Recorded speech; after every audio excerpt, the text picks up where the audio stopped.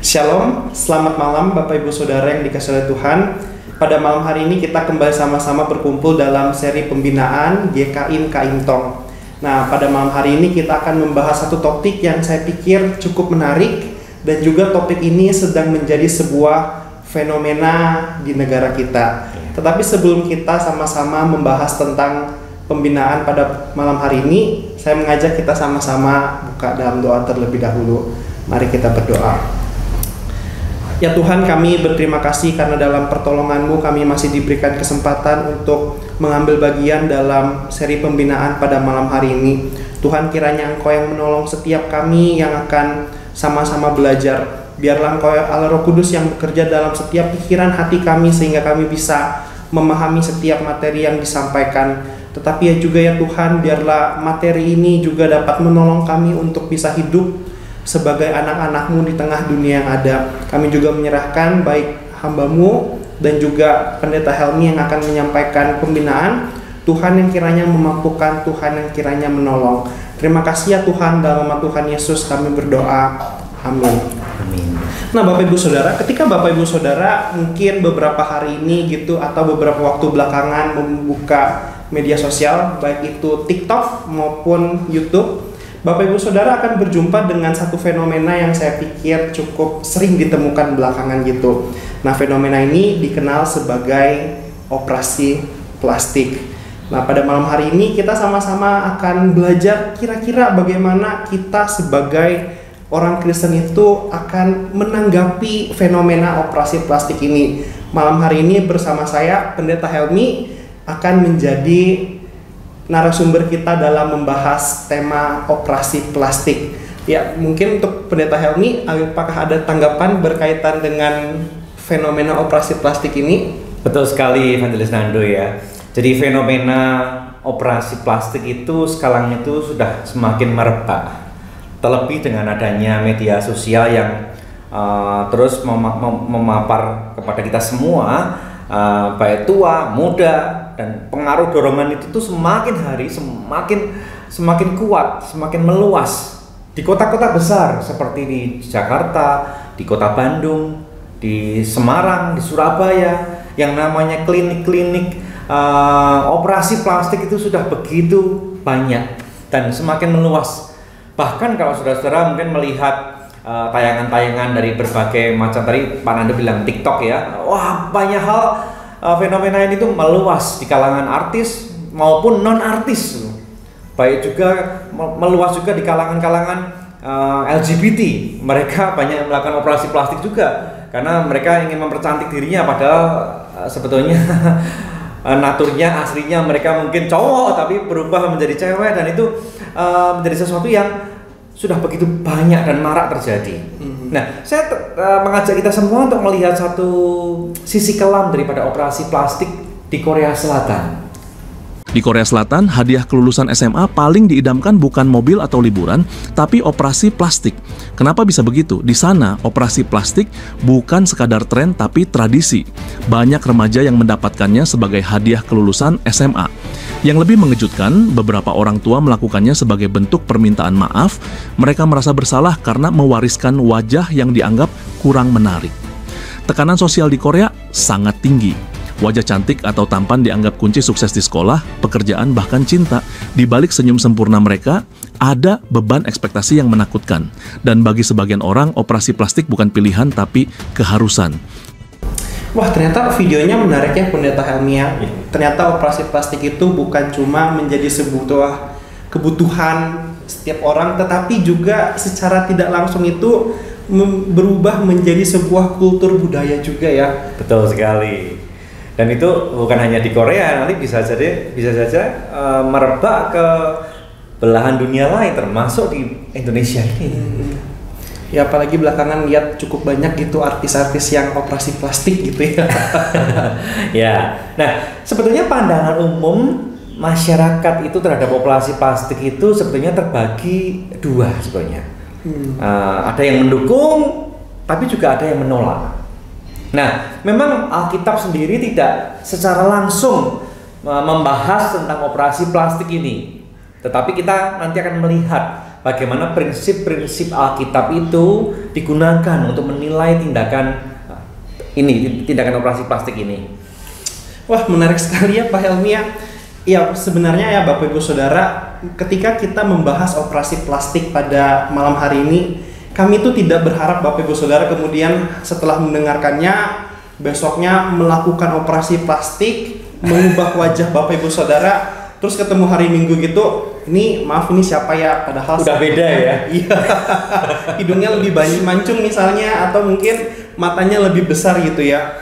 Nah, Bapak Ibu Saudara, tetapi tujuan dari diadakannya pembinaan khususnya berbicara mengenai operasi plastik ini itu supaya kita sebagai anak-anak Allah, sebagai jemaat Kaintong itu bisa memiliki pemahaman yang lebih luas mengenai operasi plastik ini, baik dari segi apa yang dikatakan Alkitab maupun dari segi etika Kristen. Kita juga bisa tahu pengertian dari operasi plastik. Kita tahu ternyata bahwa operasi plastik itu ada banyak jenisnya gitu ya Pak Helmi ya, bener ya. Tapi Pak Helmi ya, ngomong-ngomong tentang etika Kristen, kira-kira apakah bisa dijelaskan dulu etika Kristen itu apa? Ya, sebetulnya etika Kristen adalah sesuatu yang berkaitan dengan apa yang secara moral itu benar atau salah. Nah, kalau etika Kristen tentu kaitannya erat sekali dengan Alkitab, dengan pemahaman Alkitab. Dan itu beda dengan etika umum ya. Kalau etika umum mungkin dasarnya adalah general ya. Jadi bisa jadi orang beretika dalam pengertian kalau menurut dia standar tertentu, standar moral tertentu oke, mungkin dianggap nggak apa-apa. Tapi standar kita adalah ada kekhususan di dalam etika Kristen, yaitu adalah kita berani menambahkan kata Kristen, tentu ada ciri-ciri yang berbeda. Nah, ciri-ciri yang berbeda tersebut adalah, saya mau jelaskan bahwa etika Kristen itu adalah harus berdasarkan pada kehendak Allah.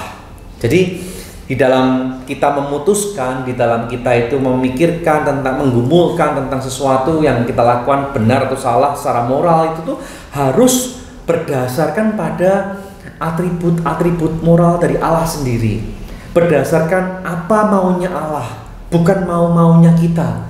Apa yang menjadi kehendak Allah itu yang terpenting, itu yang perlu kita pertimbangkan, paling penting daripada yang lainnya.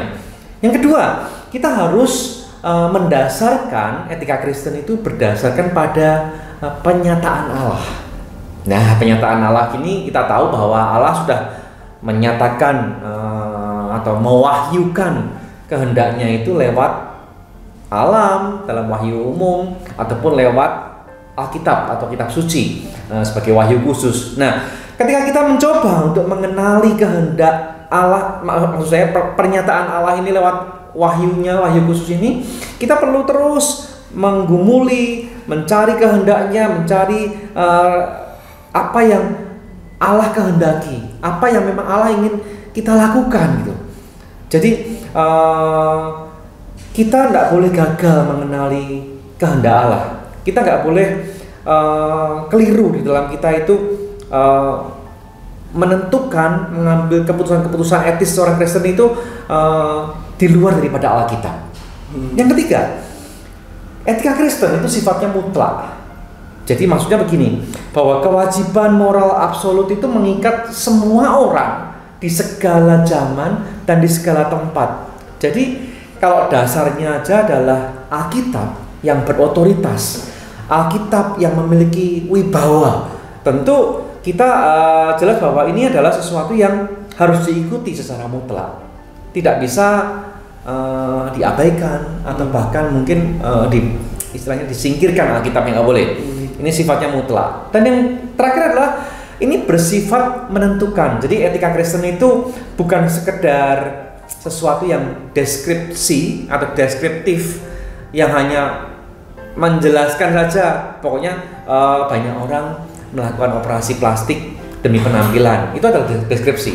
Tapi etika Kristen berbicara soal bagaimana apa yang seharusnya kita lakukan sebagai orang Kristen terkait dengan operasi plastik ini. Jadi sifatnya adalah menentukan atau preskriptif ya.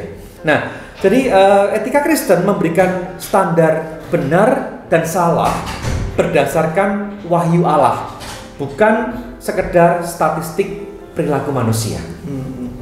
Berarti secara sederhananya itu etika Kristen itu bisa dibilang seperti bagaimana kita berperilaku, tetapi perilaku kita itu ditentukan oleh apa yang Alkitab katakan gitu ya, Pendeta Helmiah. Betul sekali, Karendo ya.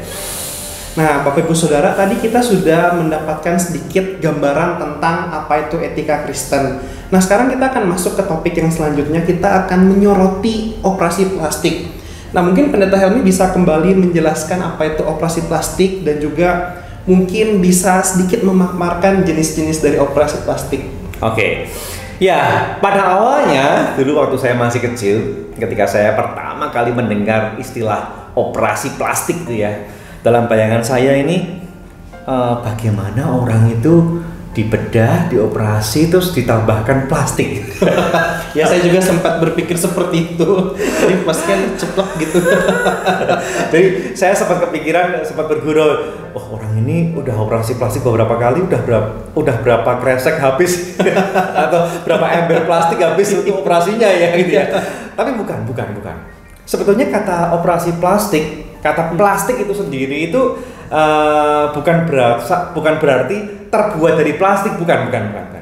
Tapi plastik ini berasal dari kata Yunani, yaitu adalah plastikos, di mana artinya itu adalah dapat dibentuk atau mudah dibentuk atau membentuk atau memodelkan sesuatu. Jadi itu makna arti daripada plastikos itu sendiri. Jadi di dalam operasi plastik, istilah plastik itu mengacu pada seni membentuk kembali jaringan tubuh, bukan pada bahan sintetisnya, tapi operasi untuk membentuk kembali. Misalnya kalau hidung ya, yang namanya hidung itu ada operasi namanya rinoplasti, artinya adalah operasi untuk membentuk kembali hidung misalnya, atau rekonstruksi wajah setelah kecelakaan misalnya, seperti itu. Nah, kalau jenis-jenisnya kita mungkin sudah kebayang sedikit. Yang pertama adalah ada yang namanya operasi plastik bedah rekonstruksi. Jadi maksudnya begini, untuk memperbaiki bagian-bagian tubuh yang rusak, mungkin karena kecelakaan, mungkin ada ketabrak, kemudian ada bagian tubuh yang rusak, bagian pipinya tercongkel atau gimana sehingga jadi tidak rata. Nah, orang melakukan operasi plastik ini, atau bisa juga cacat bawaan. Pernah tahu ada yang namanya orang yang tengahnya yang ininya hilang gitu ya, Pak? Apa namanya itu? Sumbing, bibir sumbing semacam itu. Nah, itu bisa dilakukan proses operasi plastik, dan itu namanya adalah operasi bedah rekonstruksi ya. Atau mungkin penyakit-penyakit tertentu, misalnya ada orang sakit kanker sehingga ada bagian-bagian daripada tubuhnya rusak, kemudian diobatin atau dioperasi untuk mengembalikan bentuknya kembali gitu, sehingga orangnya bisa hidup lebih baik, lebih nyaman, dan juga secara penampilan juga masih oke, tidak mengganggu, menekan sekali mentalnya gitu loh, seperti itu. Itu bedah rekonstruksi. Nah, yang kedua adalah tidak kalah menarik, inilah yang paling marah tuh yang ini, yang paling banyak dicari orang ya, Pak. Paling banyak dicari orang gitu. Namanya adalah operasi plastik bedah estetik atau kosmetik. Artinya apa? Sebetulnya dia tubuhnya sehat, tidak perlu dioperasi sebetulnya, tapi dia bertujuan kepengen memperbaiki penampilan fisiknya. Contohnya yaitu kalau ada orang hidungnya kurang ke depan gitu ya, dia berusaha untuk operasi supaya hidungnya biar mancung gitu loh. Kira-kira gambarannya seperti itu penjelasannya. Oke, berarti kalau bisa saya simpulkan gitu ya, operasi plastik ini ada dua jenis. Yang pertama itu yang ketika orang mengalami kecelakaan misalnya, terus ada mungkin hidungnya robek atau mungkin kupingnya gitu hilang gitu ya bahasanya ya. Ya. Itu berarti disebut sebagai operasi plastik yang rekonstruksi, betul. Kembali mengkonstruksi sesuatu gitu ya. Nah, tetapi juga ada yang kedua itu, misalnya orang itu melakukan bedah plastik itu karena hanya ingin sekedar memperlihatkan sebuah penampilan yang lebih oke gitu ya. Hidungnya dimancungkan sedikit, matanya diperbesar sedikit, sekalipun sebenarnya tidak ada masalah apapun. Yang ini disebut estetik ya atau kosmetik. Oh, oke. Kosmetik. Betul sekali Nando ya. Jadi sebetulnya nanti kita akan menyoroti kedua hal ini juga, bagaimana etika Kristen memandang masalah ini gitu. Nah, Bapak Ibu Saudara, tadi kita sudah sama-sama mendengarkan pemaparan jenis-jenis operasi plastik oleh Pak Helmi. Nah, tapi kira-kira nih Pak Helmi, apakah kemudian operasi plastik ini merupakan sebuah produk modern gitu ya? Atau justru sebenarnya dari zaman yang lampau, dari masa lalu, itu sudah ada yang namanya operasi plastik gitu? Oke. Mengenai kapan pertama kali operasi plastik ini dilakukan, sebetulnya operasi plastik itu sudah pernah ditemukan, jadi maksudnya dari berdasarkan pada sejarah ya, ada sebuah naskah medis dari India kuno, namanya adalah, dalam catatan saya, ada Susruta Samhita. Itu tuh abad ke-6 sebelum Masehi. Jadi udah sangat-sangat awal. Di sana dijelaskan ada yang namanya rekonstruksi hidung. Kalau dalam pengertian ilmu modern namanya rinoplasti.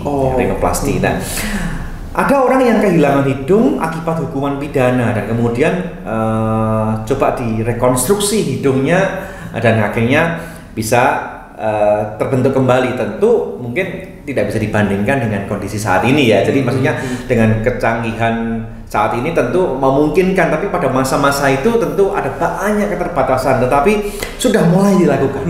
Nah, pada saat Perang Dunia Pertama kan banyak korban-korban daripada tentara-tentara yang terluka karena akibat kena tembakan, peluru dan sebagainya. Mereka mengalami luka parah di wajah dan di tubuhnya. Nah, ada seorang dokter namanya Dr. Harold Gillis. Dia ini adalah disebut sebagai bapak bedah plastik modern gitu ya. Karena apa? Karena dia itu banyak merekonstruksi wajah tentara-tentara Inggris pada waktu perang zaman itu. Jadi sudah dilakukan oleh orang-orang pada masa itu dalam kurun waktu rentang tahun 1914 sampai 1918. Jadi itu sudah dilakukan. Nah, operasi plastik estetik yang paling mutakhir tentu ya dilakukan di akhir abad 19 dan sampai abad ke-20 sampai berkembang sampai saat ini ya. Tentu tekniknya, caranya dan semua semakin baik. Kalau dalam catatan saya, Dr. Jacques Joseph, seorang ahli bedah Jerman, dia melakukan rinoplasti dan dia melakukan upaya-upaya untuk pembentukan hidung kembali, tapi bukan karena luka, bukan karena kecelakaan, tapi karena betul-betul karena murni estetik. Nah, inilah dimulainya operasi plastik yang sifatnya itu estetik atau kosmetik gitu ya. Dan kemudian operasi plastik semakin berkembang dengan kemajuan teknik bedah, teknik anestesi atau pembiusan, kemudian juga standar-standar kecantikan modern juga semakin maju gitu. Jadi kemudian makin berkembang sampai saat ini gitu. Berarti sebenarnya bisa dikatakan bahwa operasi plastik ini bukan sesuatu yang sangat baru gitu ya Pak Helmi. Betul. Cuman pada waktu di zaman yang lebih awal tentunya juga tekniknya, teknologinya juga masih sangat terbatas. Dengan alat-alat yang seadanya gitu ya. Ya, betul sekali. Nah, Bapak Ibu Saudara, tentu saja setelah kita membahas tentang operasi plastik, ada satu hal yang penting yang saya pikir kita perlu tahu sebagai anak-anak Tuhan gitu ya Pak Helmi ya. Kita perlu tahu sebenarnya apa yang Alkitab katakan tentang tubuh, tentang kecantikan, tentang operasi plastik gitu ya. Apalagi kalau kita baca gitu di Alkitab, kita tidak menemukan adanya ayat-ayat yang berkata jangan operasi plastik gitu. Ya mungkin ya Pak Helmi bisa memaparkan apa yang perlu kita tahu. saya akan coba berikan pandangan Alkitab tentang tubuh dan kecantikan ya. Seperti yang pertama, Alkitab jelas memaparkan bahwa tubuh kita itu adalah bait Roh Kudus. Mari sama-sama kita lihat satu bagian firman Tuhan dari 1 Korintus pasal yang ke-9, pasal yang ke-6 ayat 19 sampai 20. Di sana dikatakan, atau tidak tahukah kamu bahwa tubuhmu adalah bait Roh Kudus yang diam di dalam kamu, yang Roh Kudus yang kamu peroleh dari Allah, dan bahwa kamu bukan milik kamu sendiri. Nah, di situ kita tahu bahwa sesungguhnya kita itu harus menjadikan tubuh kita ini bait Roh Kudus, bukan ajang tempat di mana kita itu memodifikasi tubuh kita semau-mau kita. Pernah tahu modifikasi motor? Oh, tahu sepeda motor? Iya. Karena ada motor-motor yang dimodif itu ya. Biasa. Nah, orang mungkin memodifikasi motor itu biasa, tapi orang mulai berusaha untuk memodifikasi tubuhnya. Nah, itulah yang dilakukan dengan operasi plastik. Jadi sebetulnya saya berpikir bahwa tubuh kita adalah bait Roh Kudus. Jangan diotak-atik semau-maunya kita. Ingat, ini adalah bait Allah loh. Nah, prinsip yang kedua bahwa penciptaan diri kita itu adalah sesuai dengan gambar Allah. Kita itu adalah citra Allah. Kalau kita melihat satu bagian Alkitab dalam Kejadian, tahu ya, sudah hafal semua bahwa baiklah kita menjadikan manusia menurut gambar dan rupa kita. Kita di sini siapa? Allah. Bahwa kita itu dicipta menurut gambar dan rupanya yang agung, yang mulia. Jadi nggak boleh kita itu rasanya mengubah bentuk-bentuk tubuh seolah-olah seperti kita itu menganggap bahwa apa yang ada saat ini adalah sesuatu yang perlu diperbaiki, yang rusak. Padahal Allah bilang bahwa segala yang diciptakannya itu adalah sesuatu yang sangat baik. Ketika Allah ciptakan kambing, domba, rumput, burung, ikan, semuanya dikatakan baik. Tapi ketika Allah ciptakan manusia, dikatakan sungguh amat baik. Nah, itu yang kedua. Yang ketiga, prinsip ketiga saya temukan dari 1 Tesalonika 5 ayat 18. Dikatakan di sana apa? Mengucap syukurlah dalam segala hal. Jadi, saya mengajak kita itu untuk perlu belajar bersyukur di dalam segala sesuatu. Prinsip inilah yang sangat-sangat penting yang perlu kita pelajari, bahwa ketika orang melakukan operasi plastik, sesungguhnya dia menunjukkan sikap egoisnya, sikap di mana dia itu merasa nggak puas dengan apa yang Tuhan berikan, bahkan ingin seolah-olah memodifikasi apa yang Tuhan berikan gitu. Yang keempat, prinsipnya yang keempat adalah segala kemuliaan itu harus kembali kepada Allah. Segala kemuliaan hanya bagi Allah. Kalau bahasa kerennya adalah Soli Deo Gloria. Nah, di dalam 1 Korintus 10 ayat 31, mungkin Nando bisa baca. Oke, saya buka dulu ya sebentar ya, Pak Helmi ya. 1 Korintus 10 ayat 31 dikatakan apa? 1 Korintus 10 ayat 31. Aku menjawab, jika engkau makan atau jika engkau minum atau jika engkau melakukan sesuatu yang lain, lakukanlah semuanya itu untuk kemuliaan Allah. Stop. Oke. Di sini kita nangkep bahwa ketika kita mau mengambil sebuah keputusan apapun juga, urusan makan, urusan minum, dan yang lain, jadi seluruh termasuk di dalamnya adalah tindakan mau memutuskan untuk melakukan operasi plastik ini harus diuji dengan ayat ini. Apakah operasi plastik ini tuh untuk memuliakan Allah atau sesungguhnya sedang berupaya untuk memuliakan diri sendiri?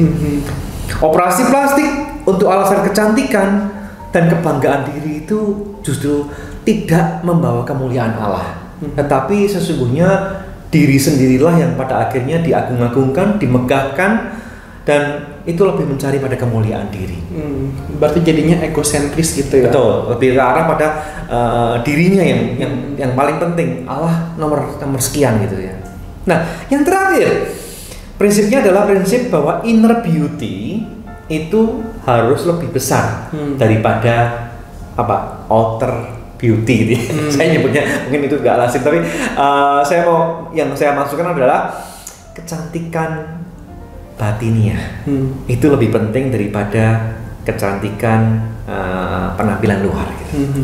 Nah, kita semua saudara tahu juga bahwa ada satu ayat Alkitab bahwa bukan yang dilihat manusia yang dilihat Allah. Karena manusia itu melihat apa yang di depan mata, tetapi Tuhan melihat hati. Jadi di sini kita bisa melihat bahwa implikasinya Tuhan itu lebih memperhatikan apa yang ada di dalam kita, karakter kita, sifat-sifat perilaku kita, apa karakter-karakter kita yang baik itu lebih penting daripada sekedar hidung yang mancung, mata yang belok, atau mungkin pipi yang tirus, terus body yang istilahnya ideal.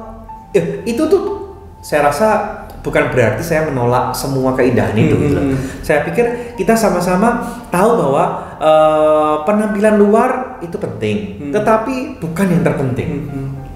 Allah lebih mengejar pada apa yang di dalam, apa yang menjadi karakter kehidupan kita, karakter hidup kita itu jauh lebih penting. Itu kira-kira gambarannya ada 5 prinsip yang mendasari akan hal ini gitu. Jadi sebenarnya bisa disimpulkan bahwa sebenarnya operasi plastik ini tuh tidak semuanya dosa, tetapi jika dilakukan dengan motivasi yang salah itu bisa menghasilkan sebuah perilaku berdosa gitu ya. Betul sekali Nando. Memang sekalipun topik etika Kristen ini adalah sesuatu yang topik tentang operasi plastik ini adalah sesuatu yang sensitif ya, tapi ini kita tetap bisa menemukan jawaban preskriptifnya atau jawaban yang menentukannya. Jadi boleh atau tidaknya. Nah, saya membagi 2 hal. Yang pertama, operasi plastik yang diperbolehkan. Camkan baik-baik yang ini. Operasi plastik yang diperbolehkan adalah operasi plastik yang bertujuan memulihkan fungsi tubuh. Memulihkan fungsi tubuh akibat kecelakaan, cacat bawaan, ataupun ada kondisi-kondisi sakit medis tertentu. Jadi motivasinya di sini jelas bahwa ini demi kesehatan dan demi pemulihan, bukan sekedar mengejar standar kecantikan duniawi. Nah, itu yang pertama. Operasi plastik diperbolehkan kalau itu tujuannya adalah memulihkan fungsi tubuh. Nah, yang kedua, itu adalah operasi plastik yang tidak boleh adalah jika dilakukan untuk alasan estetika atau sekedar kosmetika, sekedar untuk menambah kecantikan penampilan luar, padahal tidak ada kebutuhan medis. Tidak ada kebutuhan medis tertentu yang mengharuskan dia operasi. Dia hanya kepengen operasi karena pengen tampil lebih cantik, tampil lebih ganteng gitu ya. Nah, itu bertentangan dengan prinsip syukur. Itu bertentangan dengan penerimaan terhadap kita sebagai ciptaan Allah, citra Allah gitu.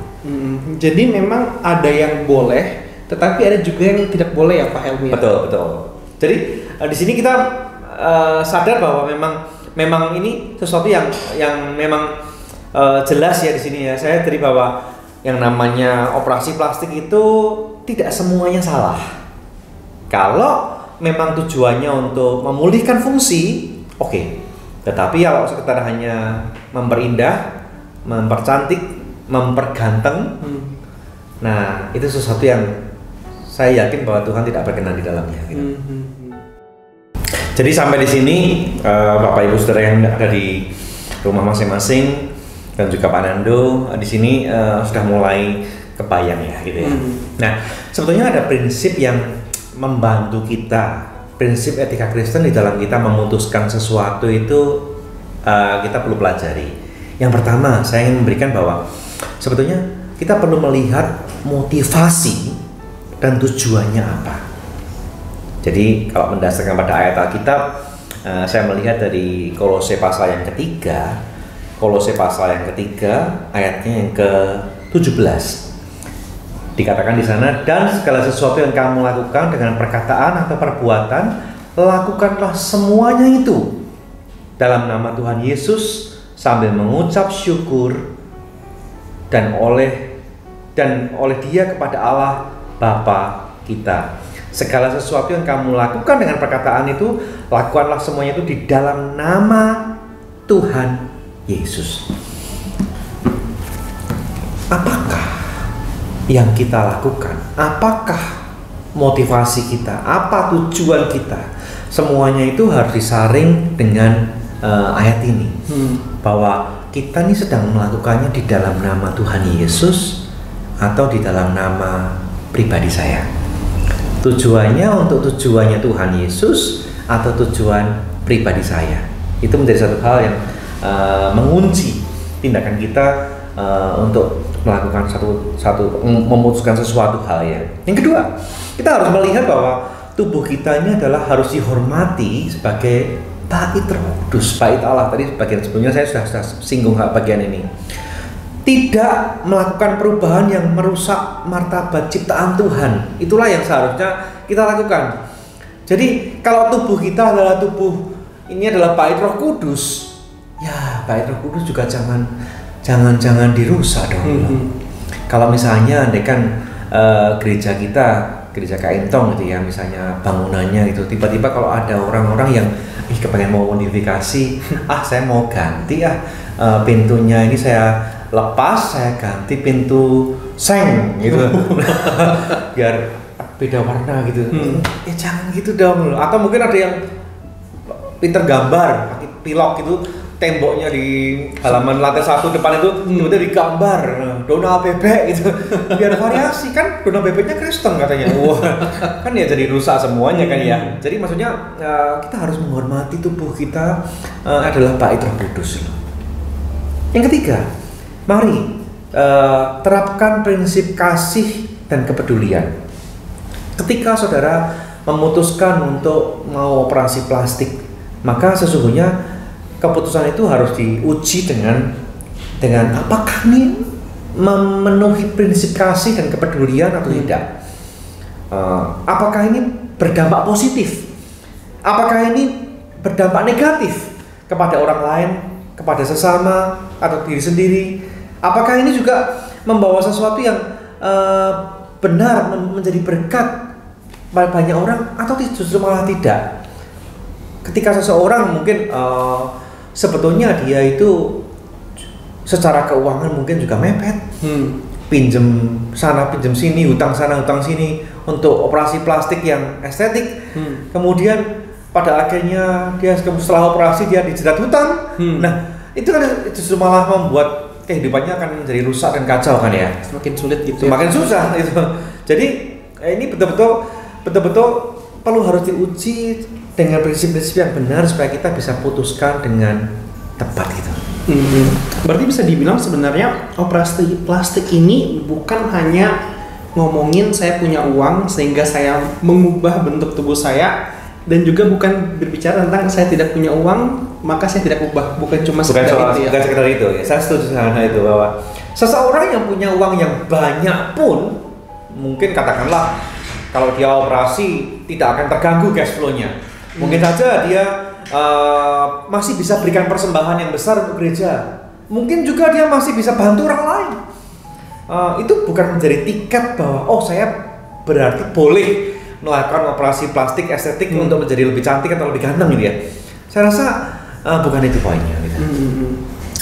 Tapi sejauh pemahaman Pak Helmi, kira-kira apakah ada efek samping gitu ya ketika orang melakukan operasi plastik? Banyak. Sedikit ya Pak ya. Jadi sebetulnya operasi plastik ini bukan sesuatu yang tanpa resiko ya. Sebetulnya setiap kali ada orang mau ada operasi itu tentu sama seperti prosedur medis yang lain, bahwa setiap kali lakukan operasi sebetulnya itu efek sampingnya itu bisa macam-macam dan sangat variasi sekali. Nah, oleh karena itu sebenarnya prinsip ini efek samping ini perlu kita pahami benar-benar. Jangan sampai kita itu hanya sekedar ingin lebih cantik, ingin lebih ganteng, lalu apa aja diterobos loh. Padahal kita tahu bahwa ternyata nggak semua hasil daripada operasi itu sesuai gitu. Jadi yang pertama adalah ada hasil-hasil operasi yang tidak sesuai dengan yang diharapkan itu ya. Contohnya misalnya gini, pengen hidungnya itu lebih mancung gitu misalnya ya. Tapi pada waktu pada waktu setelah jadinya bukannya lebih mancung tapi bengkok. Jadi agak miring sedikit ke kiri gitu loh, karena kondisi tertentu pada hidungnya sehingga pada akhirnya tidak sesuai dengan yang diharapkan, meleset dari sasaran. Nah, itu amartia ya. Jadi ini banyak kasus loh. Kalau yang perempuan ya, maaf ya, mengharapkan ada operasi implan payudara misalnya itu loh. Tapi ternyata setelah hasil akhirnya tidak seimbang kiri dan kanan gitu loh. Itu bisa terjadi gitu. Kemudian juga dalam kasus-kasus yang lain bisa aja ada saya pernah melihat sebuah tayangan itu ada orang berusaha operasi tapi pada waktu operasi hidungnya itu rinoplasti ternyata pada waktu proses penyembuhannya itu nggak sempurna sehingga justru malah bagian hidungnya itu mengalami nekrosis itu maksudnya seperti membusuk gitu loh. Jadi malah ada jaringan hidungnya rusak dan itu membuat bukannya tambah cantik tapi malah tambah mengerikan. Jadi hasil bisa tidak sesuai. Itu yang pertama. Yang kedua, yang namanya operasi plastik itu bisa ada bekas-bekas luka atau menimbulkan jaringan parut. Jadi kadang-kadang kalau kita misalnya pernah ada luka yang susah sembuh, ada luka bekas-bekasnya bekas, gitu ya? Itu namanya jaringan parut. Nah, pada waktu seseorang melakukan operasi plastik, ada kalanya mungkin justru timbul jaringan parut itu pada bagian yang dioperasi tersebut dan kemunculannya ini tidak bisa diprediksi.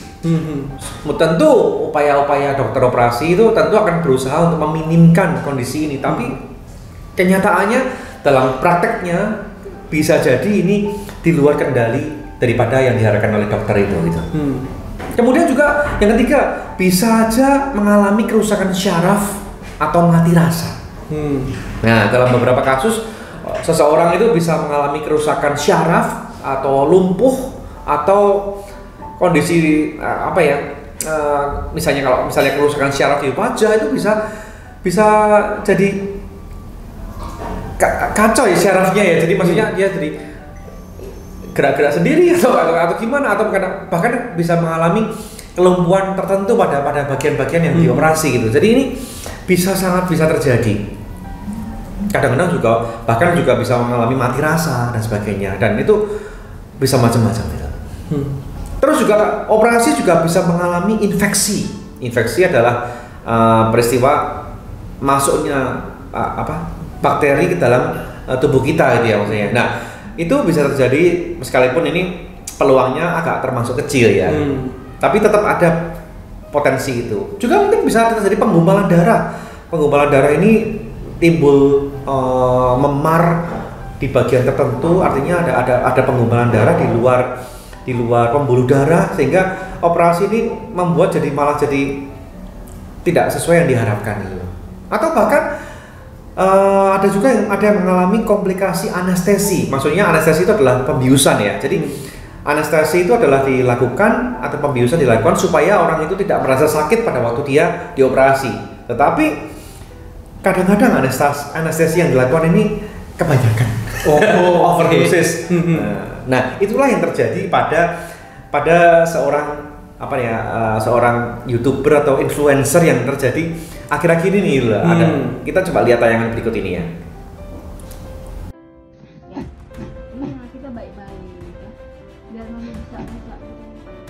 Sebuah pengalaman traumatis diungkapkan oleh seorang influencer TikTok bernama Miflome. Kejadian ini terjadi pada Mei 2024 dan langsung menjadi sorotan publik setelah sebuah video yang memperlihatkan Miflome mengalami kejang-kejang hebat di dalam klinik dibagikan ke media sosial. Ternyata, kejang yang dialami disebabkan oleh overdosis obat bius yang tidak disadari pada saat itu. Influencer dengan lebih dari 44.000 pengikut ini diduga menjadi korban malpraktik medis. Dosis anestesi yang diberikan ternyata terlalu tinggi, sehingga kejang tidak berhenti selama 12 jam. Kondisi kesehatan Miflome semakin memburuk. Kesadaran sempat hilang hampir 1 bulan, disertai gangguan bicara dan kelumpuhan yang masih dirasakan hingga kini. Yang lebih mengejutkan, pertolongan medis tidak segera diberikan. Bahkan, pasien sempat disebut kerasukan oleh pihak klinik. Upaya untuk memindahkan Miflome ke rumah sakit umum sempat terkendala karena izin keluar dan tanda tangan medis dari klinik tidak diberikan. Akhirnya, dengan bantuan ambulans, pasien berhasil dibawa ke instalasi gawat darurat RS Mayapada. Hingga saat ini, klinik Swiss belum mengeluarkan pernyataan resmi maupun permintaan maaf. Kekecewaan pun disampaikan oleh Miflome, yang merasa itikat baik dari klinik sama sekali tidak terlihat. Nah, Pak Helmi tadi, Pak Helmi sudah menyebutkan ada banyak gitu ya, maksudnya resiko-resiko yang ketika saya mendengarkan cukup berbahaya. Ada infeksi tadi, ada penggumpalan darah, belum lagi misalnya anestesinya yang kebanyakan terus menimbulkan ya berbagai efek samping yang ya cukup parah sih kalau misalnya dipikir-pikir gitu. Tapi apakah kemudian operasi plastik ini bisa juga sampai di titik menyebabkan kematian gitu ya? Gini. Ingat ya, saya ini bukan dokter ya. saya pendeta ya, bukan dokter ya. Jadi sebenarnya beberapa informasi ini memang tentu saya dapatkan dari berbagai macam sumber gitu ya. Nah, tapi yang saya dapatkan adalah gini, bahwa kematian ini tetap bisa menjadi potensi resiko sekalipun itu jarang terjadi. Tapi berdasarkan jurnal-jurnal yang saya lihat tetap ada kurang dari 1% ada terjadi seseorang yang dioperasi plastik mengalami kematian, tetap ada terjadi. Tetapi sekali lagi bahwa ini lebih ke arah medical ya. Nah, jadi yang mau saya tekankan adalah resiko itu selalu ada. Sekalipun dilakukan oleh ahli bedah ternama sekalipun. Sekalipun ahli bedah itu followernya banyak, sekalipun ahli bedah itu tuh mahal dan sebagainya ya, tapi resiko tetap ada. Ya baik, Pak Helmi, terima kasih untuk pemaparannya baik mengenai operasi plastik. Ya meskipun Pak Helmi ini adalah seharusnya dokter Alkitab gitu ya, maupun dari sudut pandang etika Kristen. Nah ternyata Bapak Ibu Saudara, ketika kita memikirkan dengan mempertimbangkan resiko-resiko yang ada, seharusnya bukankah kita itu semakin menambah wawasan kita jika memang tidak darurat, tidak perlu kita melakukan yang namanya operasi plastik gitu ya, apalagi hanya mengubah hidung menjadi lebih tinggi 2 cm. Nah, kira-kira lebih mancung maksudnya. Oh ya, lebih mancung gitu ya, lebih tinggi mah ke atas. Nah, tapi kira-kira apakah bolehkah Pendeta Helmi memberikan aplikasi dan panduan praktis bagi jemaat Kaintong untuk topik kita kali ini? Ya, jadi mungkin saya akan memberikan beberapa hal. Mari evaluasi motivasi pribadi saudara. Apakah, sekali lagi apakah keputusan ini semua berdasarkan pada kebutuhan medis atau hanya sekedar untuk memperbaiki penampilan?